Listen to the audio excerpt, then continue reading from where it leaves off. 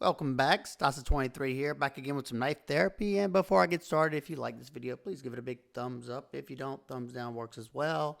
And if you like knife content and you're not already, think about hitting that subscribe button. Today I have for you the Artisan Cutlery Arroyo.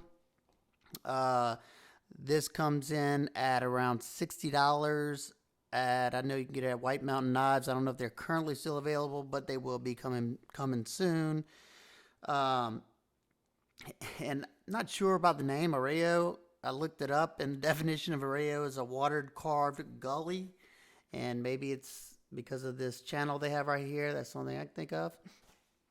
This is a Dirk Pinkerton design. I really like a lot of his designs. Most of his designs are warnies, but this is the second swept blade that I've seen from him, and it has a lot of his influences that I will talk about in a second. You just get an idea of the size of this knife. You have an overall length of 7.48 inches, blade length of 3.31 inches. You have a grip area from here to here of 3.5 inches and a thickness from here to here of 0.44 inches, which is slimmer than your average knife, which is usually 0.5. Your width in the pocket from here to here is 1.2 inches, and your blade stock thickness is 0.10, so it's not overly thick. I like seeing that. And the thinness behind the edge is around 17 to 18 thousandths, so it's going to be a nice slicey blade. So let's take a look at it. You got this nice upswept Persian style blade. I find it to be very attractive. If you don't like Persians, then this might not be for you. You have a nice pointy point right there. You got their satin finish on here. Should have probably cleaned it off. I was trying to get this one done before I leave to go on vacation, so I had to kind of accelerate it a little bit. You have the Artisan logo right here, and on this side you have Dirk Pinkerton's maker's mark right there, and designed by Dirk Pinkerton. I don't know why you need both of those, but it's on there. Blade steel is their ARRPM9. I will say I've used this Rhea in the same exact steel, and I like it. It's not super hard to sharpen. It drops up very easy, and it takes a very, very wicked edge. Not to mention, it can handle some impact, because I slammed this on accident against a metal trash can 3 or 4 times, and it just had a little bitty ding in it. So there you go. That's my knowledge so far of the steel. It's supposedly the same, as the same chemical makeup as the 9CR that Civivi uses. So it's a stainless, but theirs is the powdered metallurgy, so you're gonna have tighter grain formation, and you can get a more keen edge because of it. You have some jimping up here, and it does look a little odd, but that is Dirk's signature jimping, like this Tangram Orion that is a Dirk Pinkerton design. You can see his maker's mark right there. You have that same jimping, or close to the same. You have a sharpening choil right here. I like that. It's like a Spanish notch that he does on pretty much all of his designs. You can see that here as well. Let's close it up. You have the blade riding on ceramic bearings. You have a flipper action, and great deployment. This thing comes out with authority. Pretty darn smooth. The access to the lock bar is nicely done. Got good access because you got this choil cut out right here, and you have that bevel right there, so it's comfortable. There's your lockup at around 50%. No up and down play. No side to side play. The centering is a little bit off to the left, but I have been using this, so it might have been caused by the use. I don't know. Like I said, great action there. You do have some skeletonization inside the stainless steel liners. You have a Torx T8, Torx T6 body screws. You have pretty much flat scales, a little bit of contouring or beveling along the side, and then you have this channel cut down the middle. So I guess that's the Arroyo channel. Tip up, left or right hand carry, deep carry pocket clip, and it goes all the way to the end. So you're going to be able to get it. Let's see what it looks like. It's going to disappear in the pocket. Goes in nicely. These clips work pretty well. You have a good ramp up there, so it's going to clear your thicker jeans and pants.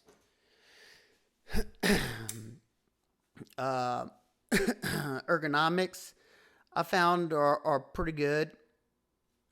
I always like whenever you have some sort of curvature right there. It fits the palm of the hand nicely.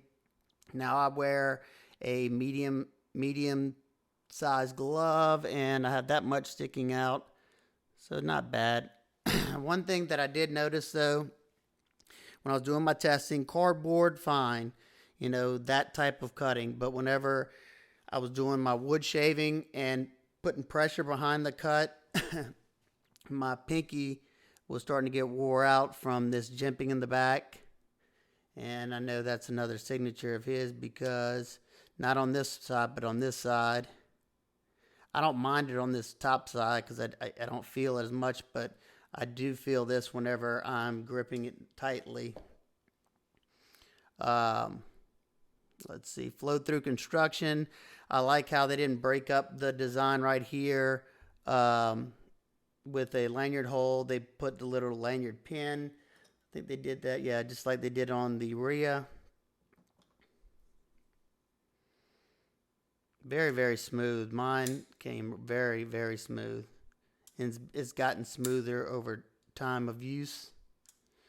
Let's get some size comparisons out of the way.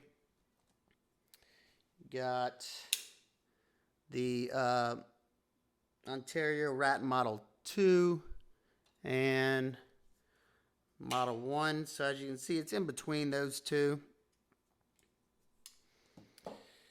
And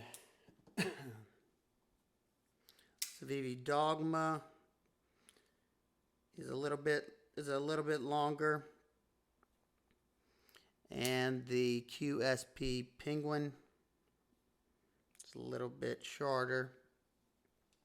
And since we showed it already anyway, let's see, the Tangram Orion. Now, it's funny because these two are pretty much identical in length, so it must be some sort of size that he likes. I know it fits my hand perfectly.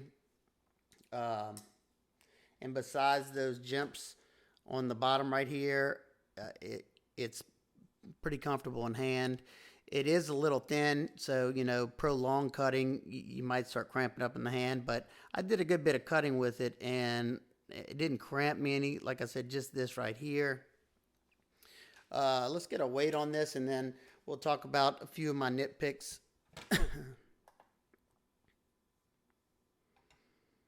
3.45 ounces.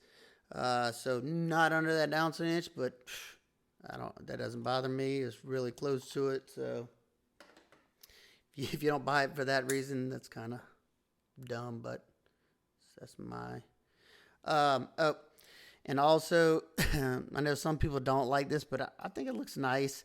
They have shadow boxed the stainless liners, so the stainless liners sit a little bit proud of the G10 scales. It's kind of hard to show it because it's not really that much, but you can see it more right there. And you can see they did a good job of finishing the stainless liners. They're pretty much polished.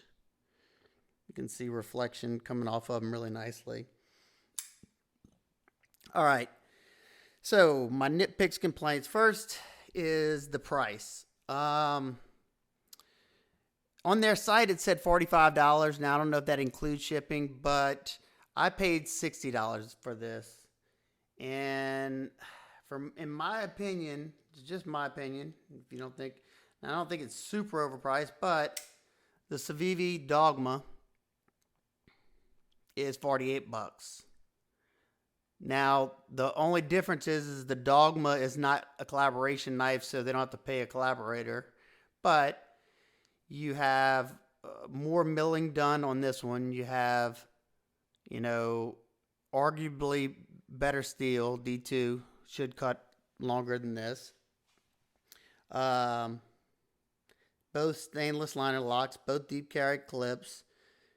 And that's just one example. Now, it obviously wasn't too expensive to where I didn't buy it, because obviously I did. But I know some people are trying to get the best bang for the buck, and there are the Ortis. That's an FRN handled knife, but that thing's even cheaper than the Dogma. Another thing, I like the jimping as far as use. It does a decent job of catching. I don't really care for jimping, so I wouldn't mind if it was gone. But one thing I did notice is whenever I'm closing the knife, I usually grab right there and pull down, and the sides of this are a little sharp where those ridges are. Not a deal breaker. I just worked around it and tapped right there and pulled from the top like that, or just shook it down. And then the flipper tab, I hate this style of flipper tab. I forgot what knife I just now was messing with, and it had the same exact flipper tab, that little rounded nub right there. Because just after a while, it's just not the most comfortable. Luckily, the detent's not like super stiff. You can light switch it, and you can push button it. But it's not something that hurts like, immediately. But, us fidgeters out there, it starts to bother me after a while, especially because there's not like a deep chamfer. Like, let's just see. Like, see how you can see that deep chamfer right there on this Tucson? They don't have that right there. Now, it's not sharp. The sides aren't sharp, but I'm just a stickler for a good flipper tab like this. This is a well-done flipper tab. I love the fact that it's pointed that way, and this is just pointed up. Now, that's Dirk's design. Another thing is they didn't do the sharpening choil past the plunge line, so you will have a smile toward the back right there eventually, unless you open that up a little bit. I think, is that it? Oh, and I already talked about the this jimping back here. I just don't really see the need for it. You have a guard to keep you from going that away. And I guess if you're pulling right here, but I just don't see that really helping much. And just that the hard pressure on there is just not the most comfortable. Oh, I just noticed that just now whenever I was squeezing this, I don't know if I was flexing the lock or pushing the lock over, but it didn't close on me. And that's not a normal way that I hold the knife in this grip. I don't feel anything moving. So overall, I like the knife. Would I buy it again? Yeah, I would buy it again. I think it's a beautiful design. I like Dirk Pinkerton. He's a really good dude. Every time I go to Blade Show, I talk to him for hours. And a lot of his designs speak to me. I like a lot of Warncliffe's. I've owned several of his knives. He's done several designs with Kaiser. And glad to see him branching out with other companies as well. And I wouldn't mind checking out the titanium Tanto with the Damascus that he did. That looked like a cool knife. But overall, like I said, I like the knife. Got a few things, but it's a budget knife. And if the price doesn't turn you away and none of those other things don't bother you, then I would say definitely pick it up. And one other thing before I let y'all go, and tell me if this confused y'all. I don't really understand. I guess this branded knife with the Artisan logo is kind of like the Vanguard of the Kaiser series, but there's not a whole lot of difference between their CJRB. I mean, you're getting, for instance, where is it at? Here you go. Now, I don't know why this was CJRB. This one's got the same steel as that, the AR RPM9. The only difference is that it feels a little bit more refined, but I don't know. I don't understand why they didn't put the CJRB. I guess because they wanted to charge that, bigger price point. I don't know. Not a big deal. Y'all give me y'all thoughts and opinions on there. Y'all let me know what y'all think about this knife. If you have it, let me know what you think about yours. Like I said, I haven't had any issues with the lock or anything. Nothing contacting any of the spacers or anything like that. As you can see, they're well away from the spacers.